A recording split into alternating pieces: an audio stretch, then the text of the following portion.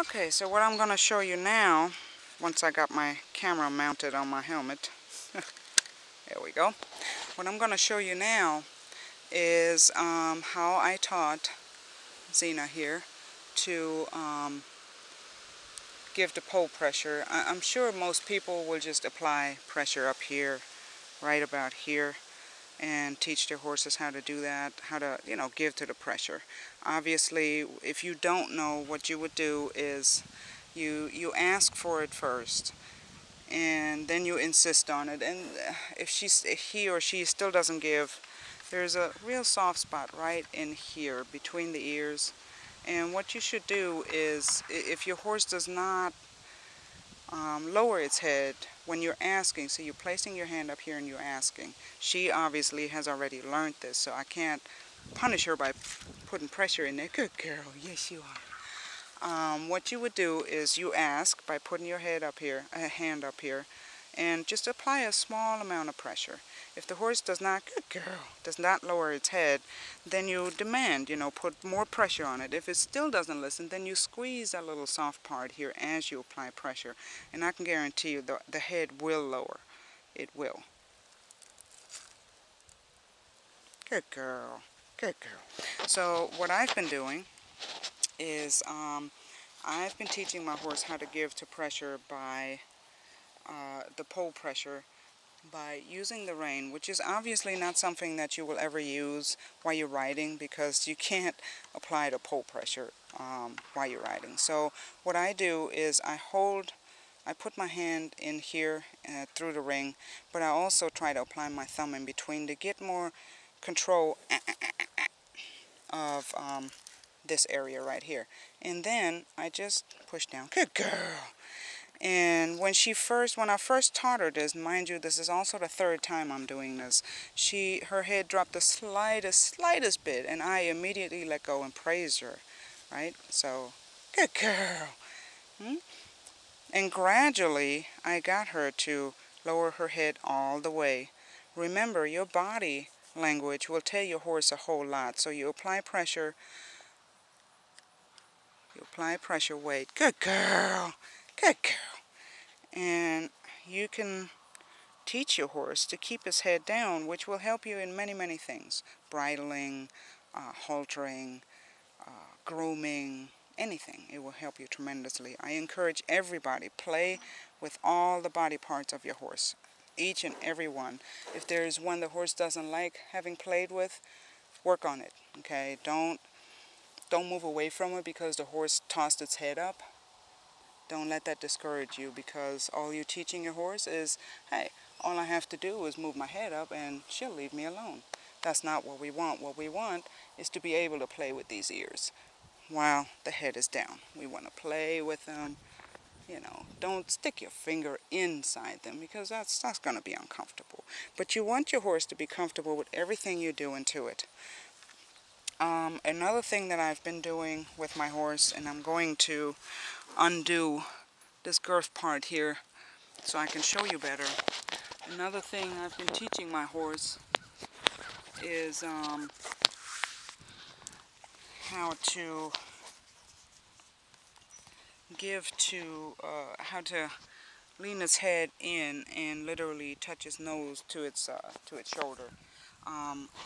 I can't do this right now with this contraption on with these Vienna reins, because she won't be able to turn all the way, which would not be fair to her. Again, this is another one of those incidents where I would be setting my horse up to fail.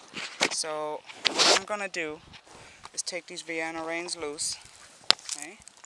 Take them out and just show you without any reins what I've been working on. And all these things, I mean, they don't make a whole lot of sense in the beginning, one by one. But once the puzzle pieces come together, you will be amazed how your horse will relate things. So what I've been doing is, I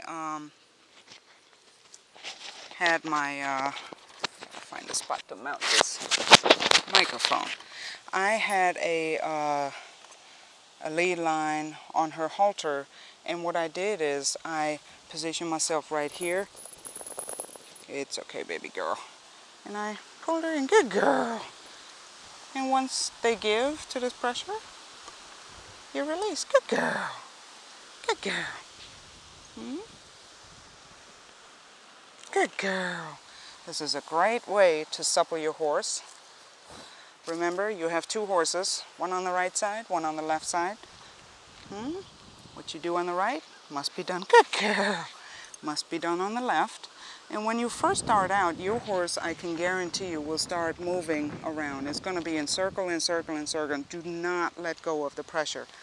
Good girl. Good girl. Eventually, your horse will figure out, well, shucks, that's not the answer. They don't want me to turn. So maybe I'll just stand still and give a little bit, good girl, to this pressure. And that's exactly what you want. So if your horse continues to move in circles, you know, stick with it. Do not let go of the pressure. Good girl. Good girl. Good girl. So you ask for it. Good girl. This is a great way to supple them up. Good girl. Good girl. This is about probably the 6th time that I do this with her. Good girl. As you can tell, she's better on the left than the right with this. But with practice, good girl.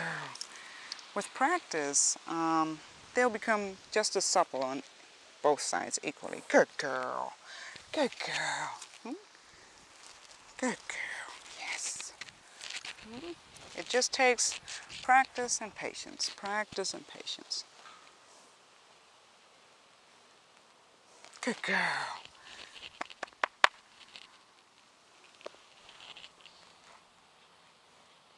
Good girl. And don't jerk or pull on your horse's mouth. Never, never, never do that. Just, you know, let it know that its reward is for the pressure to go away as soon as it finds the right answer to what it is you're asking for. So that's pretty much it for today. That's all I wanted to show you. I know you're anxious to get this out, huh? That's all I wanted to show you for now. And these are some great exercises you can do in hand, what I just showed you, as well as under saddle. You can practice that with your horse under saddle. So don't be discouraged and think this is only something you can do in hand. It's not. So I shouldn't have taken this off quite yet. Take her up and give her a good brushing. Yes. So that's it for today. Thank you for watching.